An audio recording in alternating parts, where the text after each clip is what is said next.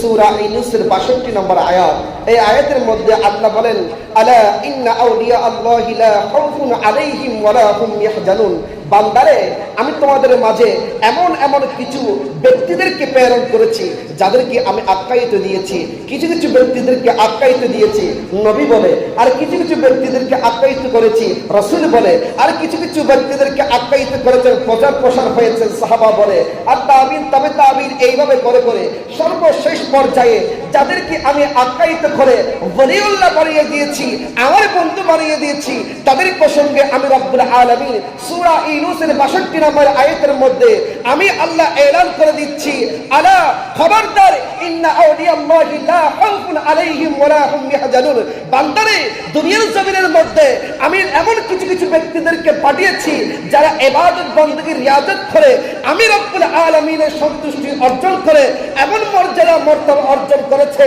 মর্যাদা মর্তবা অর্জন করার কারণে আমি আল্লাহ তাদেরকে বন্ধু বলে দিয়েছি। আমাদের কি আছে? ভয় আছে। আল্লাহ বলতেছেন লা খাউফুন, তাদের কোনো ভয় নেই, ওয়ালা হুম ইয়াহজানুন, এবং তাদের পরকালে কোনো চিন্তাও। বলেছেন কে? আর যে বলেছেন কে?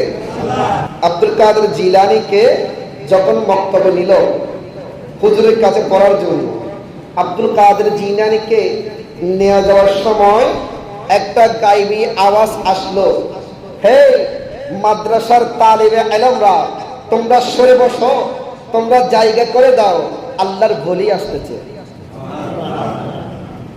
এখন পর্যন্ত কি ছোট, এখন ছোট, কিন্তু আব্দুল কাদের জিলানী যখন মাদ্রাসার মধ্যে আরবি শিক্ষা নেওয়ার জন্য তাকে নিয়ে যাওয়া হলো, ওই সময়ের মধ্যে একদিকে গায়বী আওয়াজ আসলো, এই মক্তবের ছেলেরা, তালিবে ইলমরা, তোমরা জায়গা করে দাও, আল্লাহর বলি তোমাদের মাঝে তশরীফ আনতেছেন।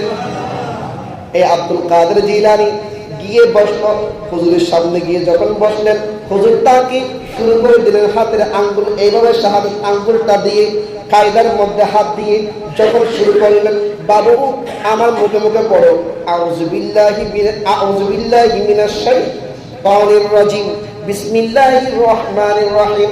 তাউস তাসমিয়া হুজুরের মুখে মুখে পড়লেন। হুজুরের মুখে মুখে পড়ার পরে যখন সূরা ফাতিহা শুরু করলেন, আব্দুল কাদের জিলানী আর দেরি করেন নাই, সূরা ফাতিহার আলহামদুলিল্লাহ থেকে শুরু করে কোরআনে পাকের 18 পারা মুখস্থ করে দিলেন। সুবহানাল্লাহ।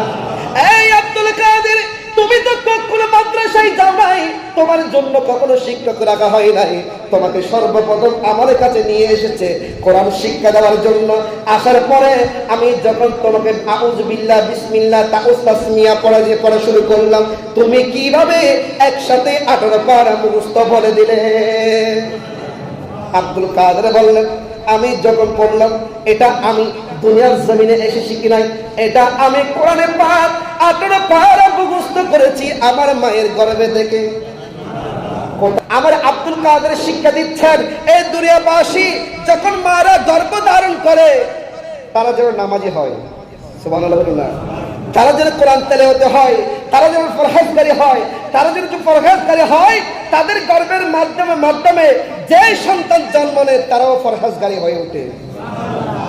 আল্লাহ খুব সুন্দর করে বলেন, जो वली तबलतिया बाद हुईया होंगे, जो वली तबलतिया बाद हुईया होंगे, सब अदब रखते हैं दिल में मेरा आका सलात दुनिया।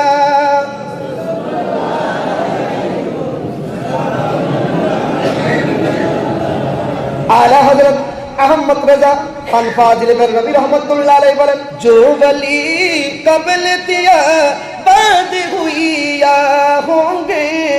আব্দুল কাদের জিলানী ইনি এমন বলি যেই বলে জন্মের আগে বা পরে যারা দুনিয়ার জমিনে ওলি হিসেবে এসেছেন সমস্ত বলিরা আব্দুল কাদেরের মহব্বত করে।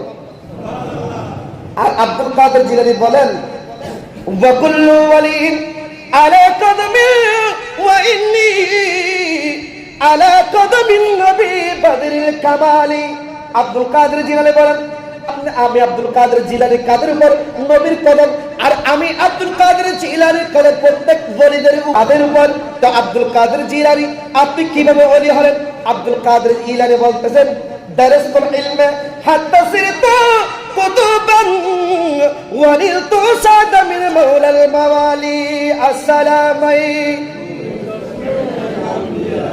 আসসালামাই বাদশাহী। আব্দুল কাদের জিলানী বলেন, আমি এমনি ওলি হই নাই, দারাসতুল ইলমা হাত্তা সিরতু কুতুবান, আমি ইলম অর্জন করতে করতে কুতুব বনেছি। সুবহানাল্লাহ বলুন না।